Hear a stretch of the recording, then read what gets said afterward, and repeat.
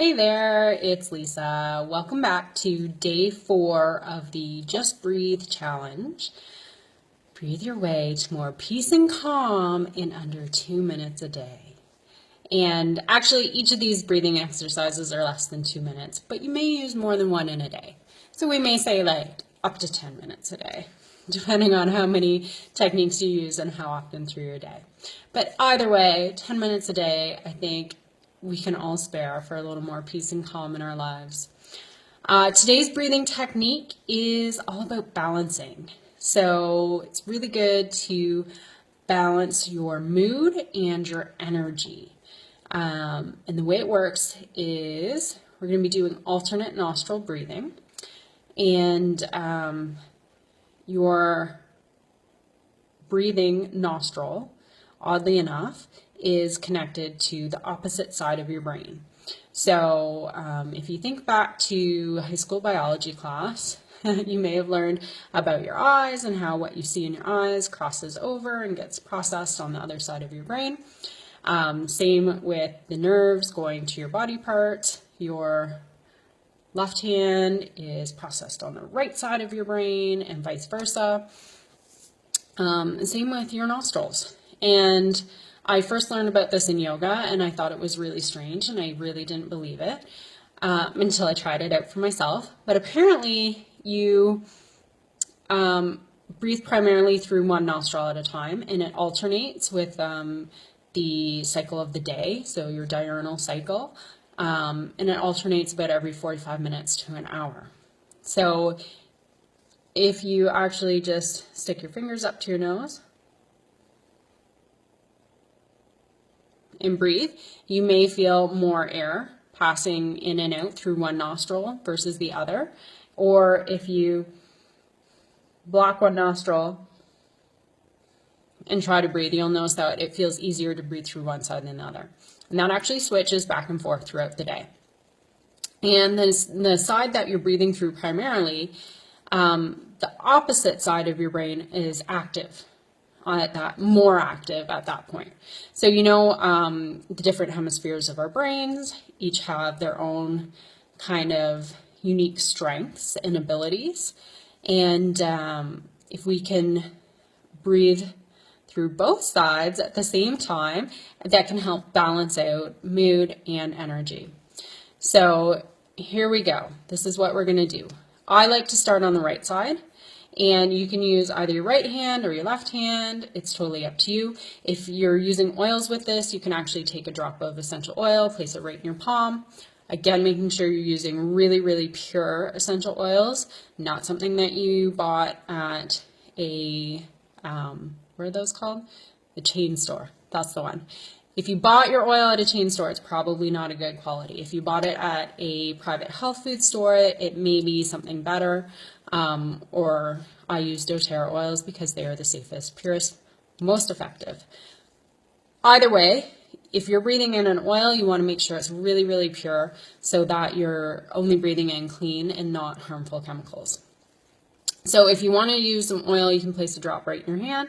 And we're going to be using our hand like this to block off one nostril at a time. I prefer to do it without oil and to use my oils at the end if I'm going to use an oil, but it's totally up to you.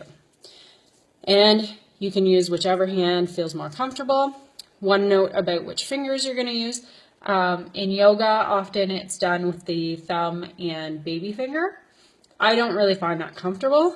I prefer to do my thumb and my middle finger.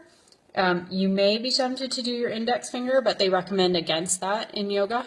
Oh, I got some shadow on my face. The sun just came out. I'm standing in front of a window. I'm going to stand up tall like this, so I'm not in the shadow. So in yoga, they recommend against using your index finger because in some philosophies, the index finger is associated with the ego, and we want to keep the ego out of this. Sun's gone behind a cloud, so I'm coming back down. All right, so we're going to do 10 full breaths, 10 full cycles, which would be 20 breaths. So a cycle is in one side, out the other, in that side, out the other. That's a full cycle, it's 2 breaths. So here we go. So I like to start with the right, so in on the right, out on the left. In on the left. Out on the right. In on the right. Out on the left. In on the left. Out on the right. In on the right.